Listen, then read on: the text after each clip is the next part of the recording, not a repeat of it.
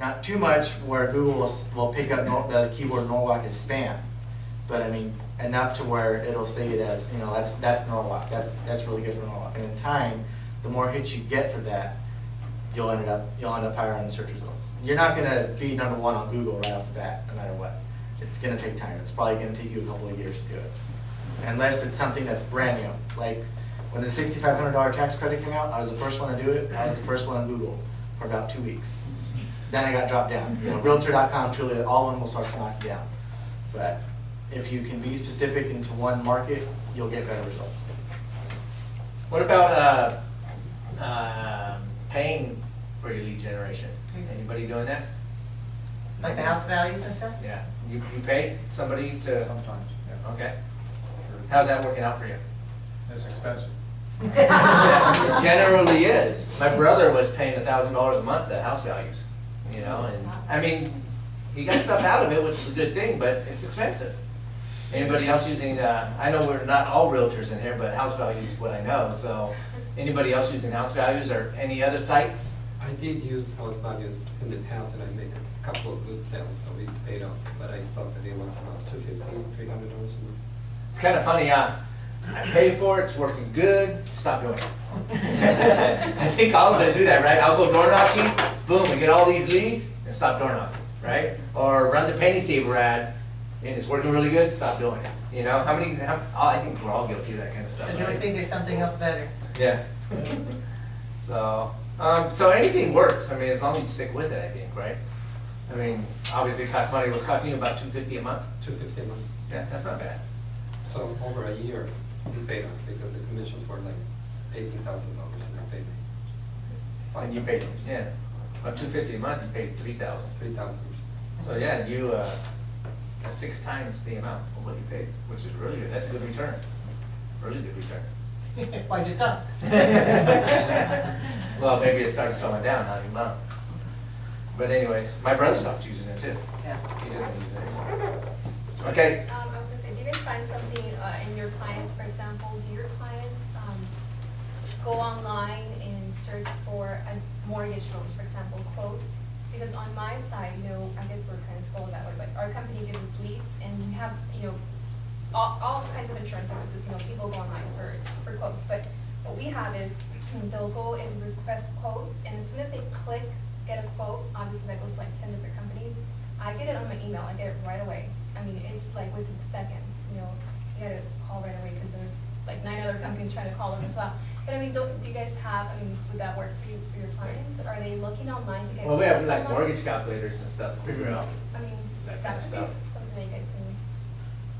And we do have, I mean, we have like Fidelity on there, right? The title company, Yeah. mortgage companies. Well, that almost sounds like a BPO company, that BPO company sends it out for BPOs and they email it out to everybody. That sounds like And that if sounds you more have like a it- free house values. That's what it sounds Yeah. like, where they So just there send is you the something out lead. there like that. Well, there's realtor.com has that, but it's like really expensive. Oh, they have that.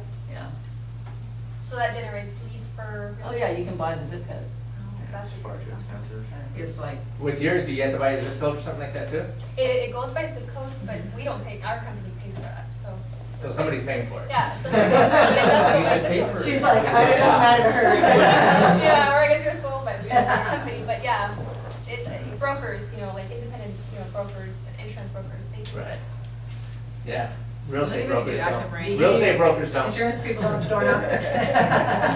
Look at her, that's a door I'm like, knock. well, we. Well, to some degree, 2 things I want to say. One, we've sort of talked around keywords. There's a website, 30-day challenge. If you want to learn about keywords and how to build them, it's a great place. A couple Australian guys that really know what they're talking about. They'll give you some software for 40 days or so. But What's it called again? 30-day challenge. 30-day challenge. And the second thing regarding leads, that I'm a real estate broker and an insurance broker. I use the insurance side to generate the leads because insurance is transactional based. And so you generate, as you know, tons and tons and tons of leads, which then you can transfer over to the real estate side. Works really, really well. But as I said, the leads are expensive, and the leads that I buy are what we call hot. You would call it the same thing. So there are people that are really looking for insurance right now. And how But would- still, And how would you transfer it to your real estate side? I mean, usually they'll have the house already. pardon? I'm sorry, I was gonna say they usually have the house already if they're buying insurance. How are you just putting them in case they need in the Just future? advertising from one period to another. You know, once a month I'll send out something for real estate. Oh, okay. And, but I've got 20,000 leads and I can email them with. So that's actually your database? The database, yeah. So you're building your database. Yeah, but I'm targeting very specific areas with both my keywords and my targeted insurance area. What So- database do you use? Pardon? What database software do you use? I use SQL. It's a Microsoft. SQL. It's not for the average sort of person. I don't want to say that came out wrong. But, you know. You have to be tech savvy for that one? Yeah, a little bit, probably. I'm from a technology background, so it works, and it works very well. It's more than what the average person would ever need. Okay, what about, somebody else said media bloggers? Media bloggers. Anybody want to comment? Question? Want to know something about it? Who brought that up? Nobody brought it up. I heard it in my head. So nobody needs to know anything about media blogging, or wants to ask a question about it? I think it's good though. I mean, a lot of the people I think here see all my videos on Facebook and stuff, and it gives me more credibility to be able to see it online before you even get here.